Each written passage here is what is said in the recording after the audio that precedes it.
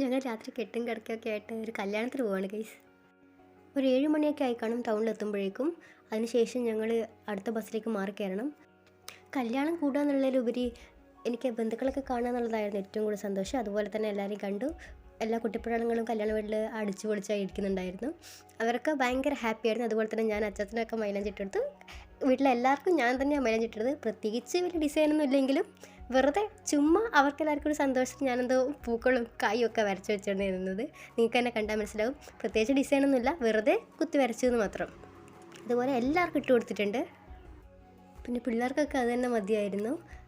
എനിക്കും ഒരുപാട് സന്തോഷമായി. പിന്നെ ആരും എന്നെ പറയാത്തത് കാരണം വേറെ ആർക്കും ഒന്നും ഇടാനറിയില്ല. പിന്നെ ഇട്ടത് മതിയായില്ലെന്ന് പറഞ്ഞ സൈഡിൽ കൂടെ കിടന്ന് ഓടുന്നതാണ് നിങ്ങളിപ്പോൾ കാണുന്നത്. എനിക്കെല്ലാം അറിയാം ഓരോ ഇതൊന്നും ഡിസൈനൊന്നുമല്ല, വെറുതെ ഒരു പൂവും കൈയും വരച്ചതാണ്. പിള്ളേരെ പിന്നെ എന്തും പറഞ്ഞ് പറ്റിക്കാമല്ലോ.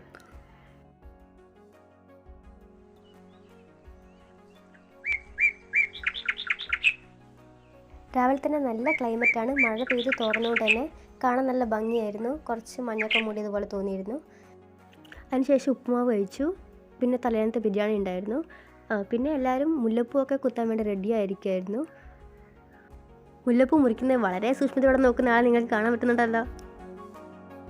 അങ്ങനെ ഞാനും പോകാനൊക്കെ റെഡിയായി ഒരുങ്ങി കുളിച്ചൊക്കെ ഇരിക്കുകയായിരുന്നു. പിന്നെ അതുപോലെ തന്നെ എല്ലാ ഫ്രണ്ട്സും ചേർന്ന് വരൻ്റെ കാറൊക്കെ റെഡിയാക്കി. അതിനുശേഷം ഞങ്ങൾ അമ്പലത്തിലെത്തി. അമ്പലത്തിൽ കാര്യമായിട്ട് തിരക്കൊന്നുണ്ടായിരുന്നില്ല, കാരണം മഴയായതുകൊണ്ട് തന്നെ ആ ഒരു അമ്പലത്തിലധികം വരാൻ ചാൻസ് ഒന്നുമില്ല.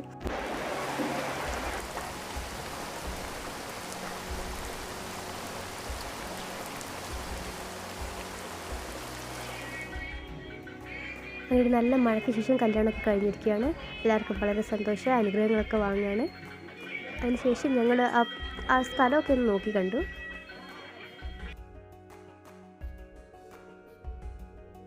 അങ്ങനെ ഞങ്ങൾ എല്ലാ പരിപാടിയും കഴിഞ്ഞ് വീട്ടിലേക്ക് പോന്നു. ബൈ.